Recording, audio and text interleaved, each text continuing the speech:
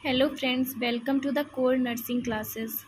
अभी तक हमने जितनी भी चीज़ें पढ़ी उसमें से फर्स्ट यूनिट में रिसर्च एंड रिसर्च प्रोसेस में introduction and need of nursing research, definition of research and nursing research, steps of scientific method, characteristics of good research, steps of research process overview. अब हम last topic देखेंगे evidence based practice, जिसमें कि आएगा concept, meaning, purpose, steps of evidence based practice, process and barriers. चलिए start करते हैं हमारा लास्ट टॉपिक। सबसे पहले हम टर्म का मतलब समझते हैं। एविडेंस बेस्ड प्रैक्टिस का मतलब होता क्या है। एविडेंस बेस्ड प्रैक्टिस का मतलब होता है कि जो भी हमें एविडेंस मिले किसी रिसर्च से, उसका अब हम अप्लाई करेंगे किसी पेशेंट की केयर में, प्रैक्टिस में, ताकि जो भी अब केयर हो वो एविडेंस बेस्ड हो। यानी जो हम चीज़ें पहले सर्च कर चुके हैं, उनको अप्लाई कर चुके हैं, अब उन पे हमें पेशेंट पर अप्लाई करना, जिससे कि पेशेंट को इफ़ेक्टिव केयर दी जा सके।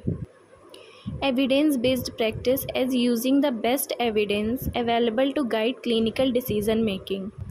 एविडेंस बेस्ड प्रैक्टिस का यूज़ करके जो भी अवेलेबल एविडेंसेस होते हैं उनसे हम क्लिनिकल डिसीजन मेकिंग में हेल्प ले सकते हैं। जैसे कि अगर कोई पर्सन है, कोई पेशेंट है अस्थमा का, तो उससे रिलेटेड अगर पहले कोई रिसर्च हुई है, उससे रिलेटेड कोई एविडेंस है हमारे लिए, तो जो नर्सेज होती हैं वो उस एविडेंस को ले करके आगे की स्टडी करती हैं और वही अप्लाई करती हैं, जिससे कि उनका टाइम भी बचता है और आगे की जो पेशेंट केयर होती है वो इफ़ेक्टिव होती है।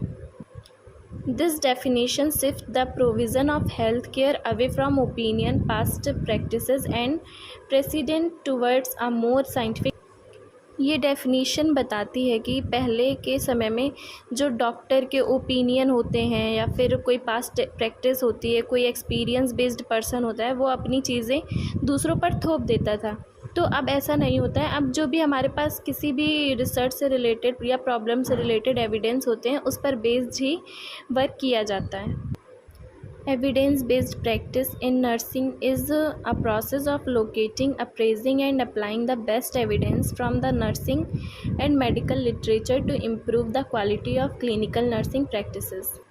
मीन्स ये एक ऐसी प्रोसेस है जिसमें नर्सिंग से रिलेटेड एथिक्स को और एविडेंसेस को खोजा जाता है, फिर उनका टेस्ट किया जाता है। अगर लगे कि ये नर्सिंग में कोई सुधार ला सकते हैं तो फिर उन पे प्रैक्टिस की जाती है, उसके बाद उनको अप्लाई किया जाता है।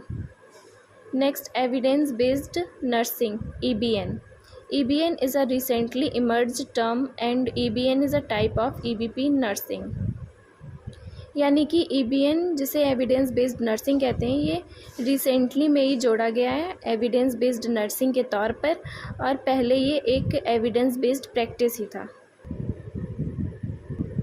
It involves identifying solid research findings and implementing them in nursing practice to increase the quality of patient care.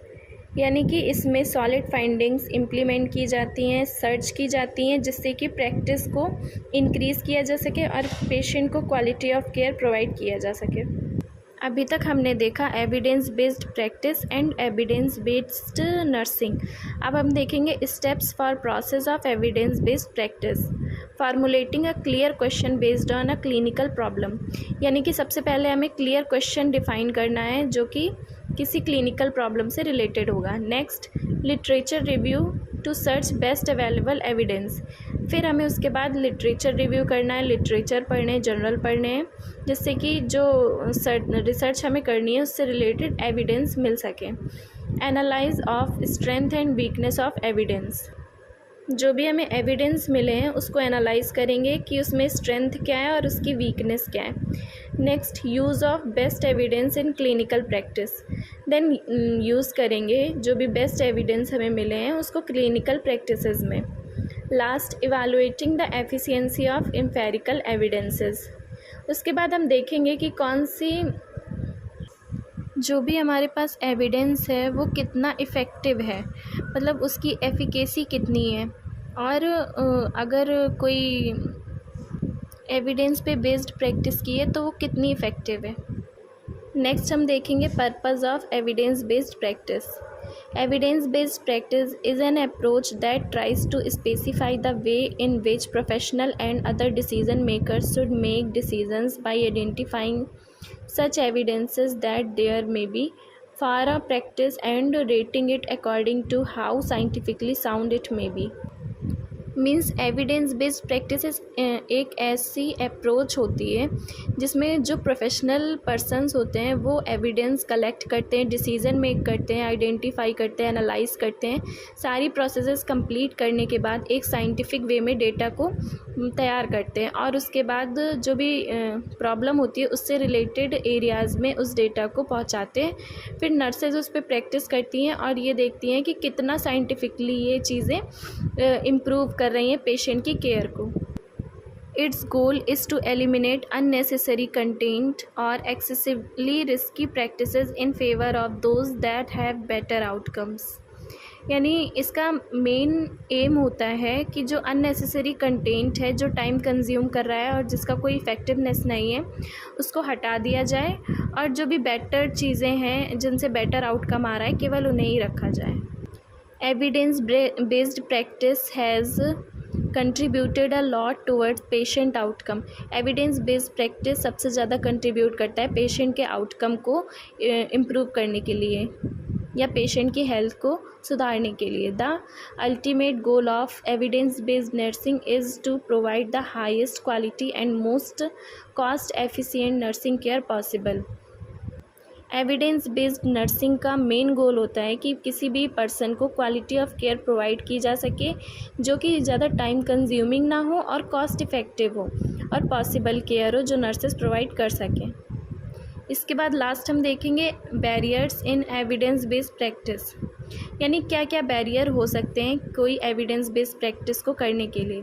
Lack of professional ability to critical appraised research, यानी जो भी प्रोफेशनल पर्सन है, प्रोफेशनल रिसर्चर हैं, उनके पास इतनी ability ना होना जिससे कि वो एक अच्छी रिसर्च कंडक्ट कर सकें। Next, lack of time, workload pressure and competing priorities of patient care can impede use of evidence based practices। यानी कि टाइम कम होना, वर्कलोड का प्रेशर ज़्यादा होना, प्रायोरिटीज़ क्या है पेशेंट की, ये सारी चीज़ें एक तरह से बैरियर का काम करती हैं किसी भी एविडेंस बेस्ड प्रैक्टिस को करने के लिए। नेक्स्ट हम देखते हैं lack of knowledge of researcher में research method is also one of the significant barriers in promotion of evidence based practice। यानी अगर रिसर्चर के पास नॉलेज कम होगी तो ये भी एक तरह का बैरियर है एविडेंस बेस्ड प्रैक्टिस के लिए। Lack of support from professional colleagues and organisations and lack of confidence and authority in research, यानी जहाँ पे भी रिसर्चर वर्क कर रहा है वहाँ पे कलीग्स में आपस में कोऑर्डिनेशन नहीं है या फिर कोई अच्छा सा ऑर्गेनाइजेशन नहीं है, कॉन्फिडेंस नहीं है रिसर्चर में, तो भी ये एक बैरियर का काम करेगा। Last, physicians' dominance in clinical practices. Thus, nurses are not given autonomy to implement newer, better clinical nursing evidence in practice।